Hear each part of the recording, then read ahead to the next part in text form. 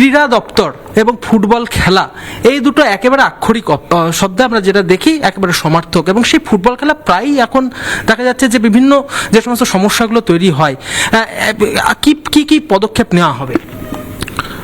দেখুন, প্রথমেই আমরা বলেছি যে ক্রীড়া মানে এই আমাদের এক কথায় খেলাধুলোর জগৎ থেকে আমরা রাজনীতি থেকে মানে যতটা দূরে রাখা যায় ততটাই ভালো, এবং এই খেলাধুলোর জগৎকে আগামী দিনে আরও বেশি উন্নত করতে গেলে পরে রাজনীতির জগৎ থেকে দূরে রাখতে হবে।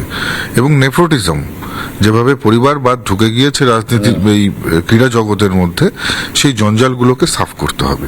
এবং আমাদের প্রথম এবং প্রধান কাজ, আমরা যারা বিভিন্ন ক্রীড়াবিদ রয়েছে, যারা খেলাধুলো ভালোবাসে, যারা ফুটবল ভালোবাসে, আমাদের মিঠুনদার মতন মহান ব্যক্তিত্ব যিনি নিজে বহু মাঠে যিনি নিজে ফুটবল খেলেছেন, সমাজের বিভিন্ন বিপদের সময় যিনি মানুষের পাশে দাঁড়িয়েছেন, ফুটবল খেলার মাধ্যমে যিনি মানুষের পাশে দাঁড়িয়েছেন, এমন একজন ব্যক্তি, এবং এই ধরনের যারা মানুষ রয়েছে সমাজের, প্রত্যেককে আমরা সুসংগঠিত করে এক কথায় খেলাধুলোর ক্ষেত্রে একটা আমূল পরিবর্তন নিয়ে আসতে চাই।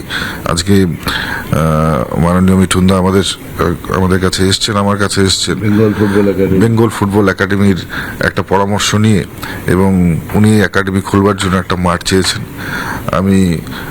আমি তো সর্বতোভাবে সমর্থন করেছি, এবং মাননীয় আমাদের মুখ্যমন্ত্রী শুভেন্দুদা তিনি বলেছেন মিঠুনদা যেভাবে ক্রীড়া জগতের সঙ্গে থাকতে চায় তাকে আমরা সর্বতোভাবে সমর্থন করব। এবং আজকে আমাদের সম্পূর্ণ কথা হয়ে গেছে, আমাদের জাস্ট অফিসিয়াল যেটা ফর্মালিটি সেটা বাকি আছে। আমরা খুব তাড়াতাড়ি সেই ফর্মালিটিসও পূরণ করব। খুব তাড়াতাড়ি ফাইল খুলতে চলেছে, এবং নিশ্চিতভাবে এর পেছনে যারা যে সমস্ত লোক রয়েছে তাদেরকে আমরা খুঁজে বের করব, এবং মানুষের যা ক্ষতি হয়েছে তাদেরকে দিয়ে সেই ক্ষতিপূরণ আমরা করাবো। বাংলা খেলোয়াড়রা অনেক জায়গাতে ভালো ট্রেনিংয়ের সুযোগ পায় না, সেই ট্রেনিংয়ের সুযোগ করে দেওয়া হবে।